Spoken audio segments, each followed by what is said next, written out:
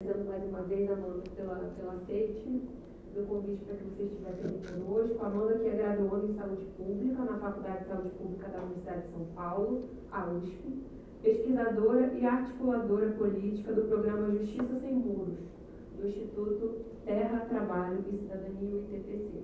Por favor. Muito obrigada, gente. Bom, para mim é muito importante estar aqui.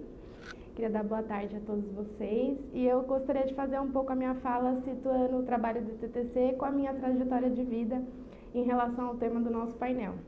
Bom, para quem não conhece, o ITTC foi fundado na década de 90, é uma organização de direitos humanos dedicada ao combate das desigualdades de gênero e à garantia de direitos, com foco no enfrentamento do encarceramento, sobretudo de mulheres migrantes.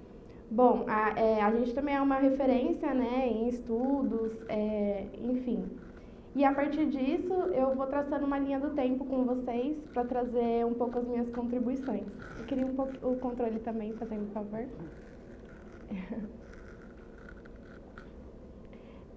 Bom, o meu envolvimento no âmbito profissional com essa pauta começou... Eu trabalhei no ITTC nos anos de 2019, 2021... Depois fui trabalhar em outros lugares e voltei agora no final do ano passado, também no mesmo programa, Justiça Sem Muros. Mas o meu envolvimento no âmbito profissional com essa pauta começou ali em 2016, quando eu trabalhei como estagiária de Ciências Sociais na Defensoria Pública do Estado de São Paulo.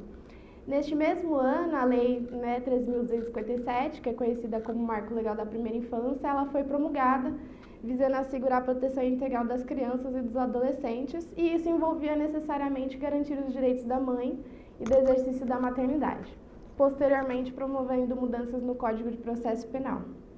Aqui eu trouxe um pouco os marcos legislativos, né, de como foi se dando essas alterações na lei em relação aos direitos das mulheres. E aí, nesse departamento da Defensoria que eu trabalhava, eu recebi os dados coletados pelos defensores durante os atendimentos jurídicos nos CDPs da capital lá de São Paulo, e eu compilava e sistematizava esses dados. E aí foi nesse contexto ali, a partir de 2017, que iniciou-se um mutirão focado no habeas corpus coletivo, e eu participei auxiliando na busca ativa das certidões de nascimento dos filhos das mulheres presas. Era um trabalho de formiguinha ali, voltado para comprovar o direito à prisão domiciliar delas. Bom, em 2018 vem a lei, 13.769, que reforçou essa medida e aconteceu o julgamento do habeas corpus.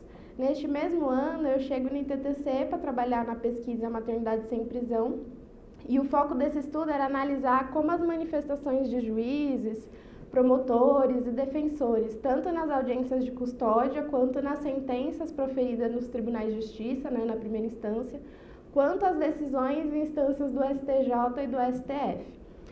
Durante essa pesquisa de campo, no Fórum Criminal, a gente assistia às audiências de custódia das mulheres e fazia a coleta de dados. Foi nesse mesmo período que eu vivenciei uma situação que evidenciou como a minha trajetória acadêmica e profissional se entrelaçava com a minha história familiar. Eu falo aqui hoje com vocês como pesquisadora do ITTC, mas eu também sou filha de vítima letal da violência policial, fui familiar de pessoa presa e hoje sobrevivente do cárcere, perdi meu pai, vivenciei tios, tias, irmãos, primos, primas, sendo alvo de uma política de drogas bélica e repressiva.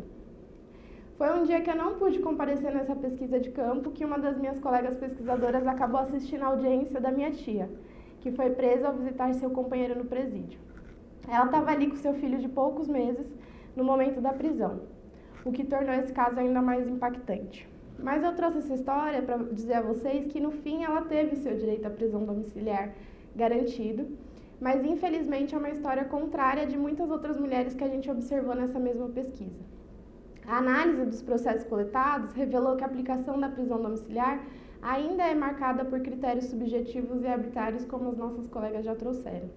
Os juízes e juízas frequentemente recorriam a interpretações restritivas ou situações excepcionalíssimas para negar o direito garantido pelo HC e pela lei. Aí eu trouxe alguns dados, A gente observou que na análise das audiências de custódia, que foi 201 mulheres, 83% tiveram a sua prisão domiciliar negada. Quando a gente passava ali para os processos de instruções, na primeira instância, 80% das que atendiam os critérios não obtiveram esse direito, em nenhuma fase do processo. E quando a gente chega no STF, na revisão de 200 decisões, mais ou menos, que a gente fez, STF e STJ, esse número cai para 38%, mas ainda assim 38% tiveram o seu direito negado. Ou seja, quanto mais concretos os marcadores sociais como raça, classe e gênero, menor a concessão da prisão domiciliar, evidenciando a seletividade penal. Quer dizer que, como assim, né? A gente observou que enquanto nas instâncias superiores a conversão da pena para prisão é mais frequente, né, que é onde a mulher não é vista, só está sendo olhado o processo ali, na base do sistema judiciário, que é quando o juiz está cara a cara com a mulher, a negativa do direito é a imposição de restrições desproporcionais que inviabilizam o pleno exercício da maternidade vai se destacar. Em paralelo a isso, enquanto eu estava nessa pesquisa do Maternidade Sem Prisão, a equipe do Justiça Sem Muros também estava conduzindo outra pesquisa, e esse outro estudo analisou como o sistema de justiça processa, avalia e decide sobre a liberdade ou prisão dessas mulheres. Mais uma vez evidenciando a seletividade penal e a reprodução de desigualdades estruturais, ou seja, os achados iam de encontro com os resultados da pesquisa sobre a aplicação da prisão domiciliar, uma complementava a outra. Os dados mostraram que o policiamento, por exemplo, na região metropolitana de São Paulo, tem sim um viés ostensivo de defesa do patrimônio e que mulheres negras são os principais alvos das prisões em flagrante. No judiciário, a guerra às drogas se manifesta de forma mais acentuada, resultando em um alto índice de conversões de flagrantes em prisões preventivas, especialmente para delitos relacionados ao comércio de droga, como resposta a um problema de saúde pública. Veja, o Estado vai precarizar o acesso a serviços públicos essenciais, como saúde, educação, creche, trabalho, moradia, transporte, principalmente para a população de baixa renda, pessoas negras, migrantes, indígenas, jovens, mulheres e pessoas LGBTQIAPN+. Só que a sua presença vai se impor pelo sistema penal, reforçando estigmas e hierarquias que mantêm essas pessoas em situação de vulnerabilidade. O que eu quero dizer com tudo isso? É importante reconhecer, sim, que o HC coletivo representou um marco ao ampliar os pedidos de prisão domiciliar, né? Por exemplo, o caso da minha tia, mas a sua implementação encontrou forte resistência dos atores e atrizes do sistema de justiça, que ainda hoje recorrem a parâmetros subjetivos para justificar decisões extremamente punitivistas. E é pensando nesses acúmulos que o Justiça Sem Muro focou em planejar uma pesquisa, então, para entrevistar as mulheres que estavam em prisão domiciliar, a fim de compreender, a partir da perspectiva delas, quais eram as dificuldades concretas para que elas pudessem exercer a maternidade nesse tipo de regime. E aí a gente acabou publicando mais uma pesquisa em 2022, e até aqui a gente entende que defender a prisão domiciliar como medida desencarceradora exige que o sistema de justiça a reconheça dentro das mesmas desigualdades sociais e raciais que levam tantas mulheres à prisão. Uma estrutura punitivista vai além dos muros prisionais. Elas se estendem às casas, às ruas, aos serviços públicos, à vida das pessoas impactadas pela punição e a de seus familiares também. Muitas decisões que a gente analisou impõem critérios que não prevê autorizações básicas para as mulheres, como trabalhar, levar os filhos à escola, acessar assistência médica, benefícios sociais ou até mesmo mudar de domicílio caso ela seja despejada. Ao entrar no espaço doméstico, a disciplina penal vai impor novas barreiras à autonomia dessas mulheres, dificultando o exercício da maternidade, o cuidado consigo mesmas, o desenvolvimento integral de seus filhos, além de gerar impactos negativos na sua saúde e de sua família. Então, para evitar que a prisão domiciliar amplie as desigualdades, seja de fato um dispositivo desencarcerador, é essencial que ela esteja vinculada a políticas de proteção social, acesso a direitos fundamentais, assistência à saúde, educação, trabalho e renda. Além de uma política integrada, é necessária uma aplicação da prisão domiciliar que analise o contexto social e prático dessas mulheres, ou que priorize a concessão de medidas mais efetivas que a prisão domiciliar, sempre que previstas em lei, como, por exemplo, a liberdade provisória. Seguindo nessa linha do tempo, ali 2023 e 2024, o Programa Justiça desenvolveu mais uma pesquisa para atualizar, né, as informações, dados que a gente tinha através da Lei de Acesso à Informação e realizar entrevistas com os atores e atrizes do sistema de justiça, para entender a partir deles como que eles tomam essas decisões e quais são as perspectivas deles sobre a aplicação da prisão domiciliar. Obviamente, os resultados não surpreendem. Após alguns anos, as visões sociais negativas e estigmatizantes relacionadas às mulheres, especialmente quando se trata da maternidade, continuam sendo barreiras significativas.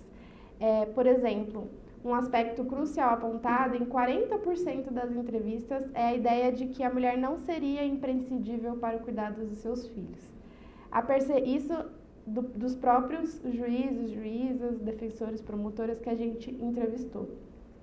A percepção de uma maternidade irresponsável que coloca em risco a integridade dos filhos é usada como justificativa para negar o seu direito, com a expectativa de que os cuidados possam ser assumidos por outras figuras familiares, das quais em sua maioria são também mulheres, mães, avós, tias, sobrinhas, irmãs e primas. Frequentemente reduzindo a mulher ao estereótipo de criminosa. Aí aqui até trouxe uma fala, né, de um dos promotores que vai falar: conhecimento a gente tem de toda a legislação, né, até por uma questão de exercer bem o ofício. Todas as regras a gente conhece, mas a gente aplica muito excepcionalmente a prisão domiciliar, muito excepcionalmente. Aqui é um pouco das porcentagens, né, com relação à imprescindibilidade da mãe como fator para negar a prisão domiciliar.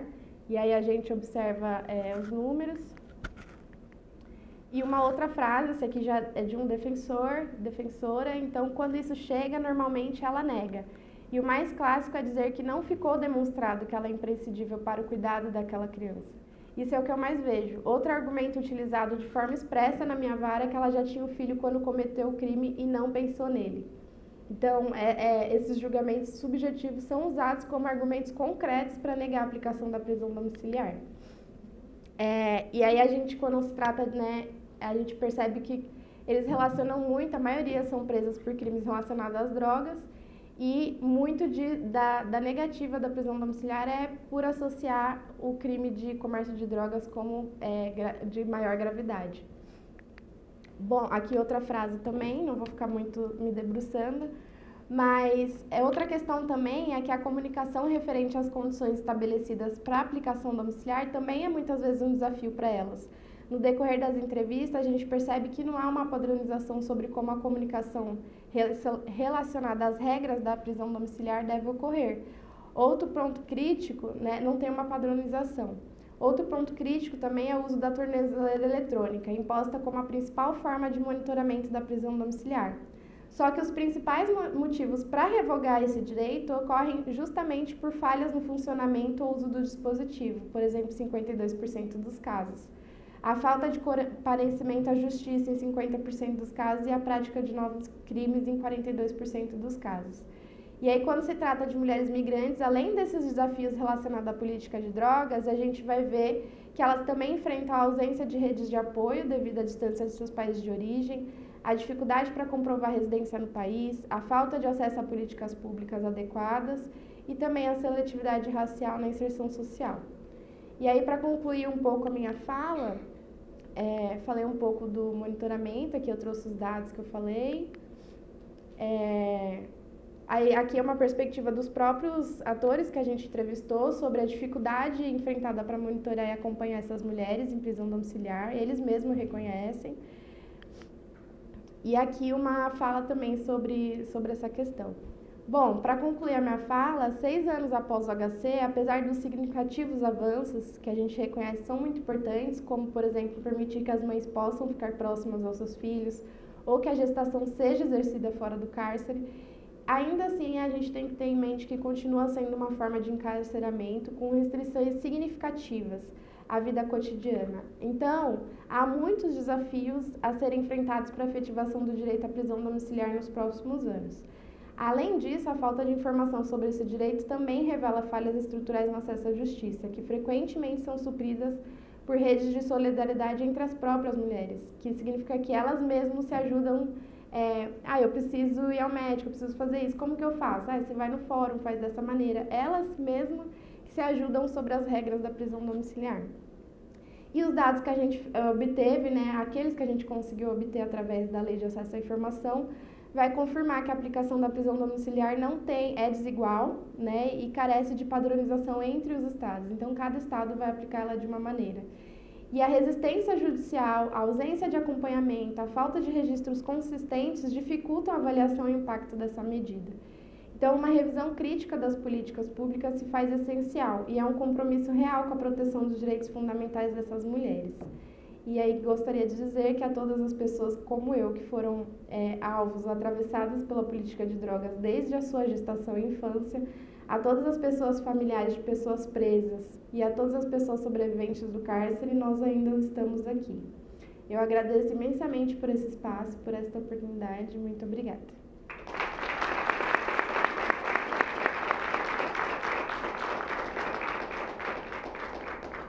Que bom te ouvir, Amanda. Os pontos foram importantes para nós, a gente entender que prisão domiciliar é essa, né? Sim. O que isso significa na vida de uma mãe, o que é carregar uma tornozeleira eletrônica, pedir autorização para tarefas triviais do seu dia a dia, e os discursos, que chocante ouvir esses discursos. Sim. Eu fiquei refletindo enquanto você falava sobre a perda do poder familiar de mulheres usuárias de substâncias, né? Como é muito semelhante a forma como o judiciário também olha as mulheres usuárias que não estão enquadradas criminalmente, da mesma forma que uma mulher que foi condenada ali por um tipo mais grave, que sofreu uma prisão cautelar, mas nos parece que o problema para o judiciário reside mais nesse perfil de ser humano, né? Exato. Do que no enquadramento técnico, jurídico ali, de conduta, enfim. Acho que você trouxe elementos riquíssimos aqui para a nossa reflexão. Muito obrigada pelas reflexões e pela provocação que você traz para nós. Então, a gente passa para encerrar esse painel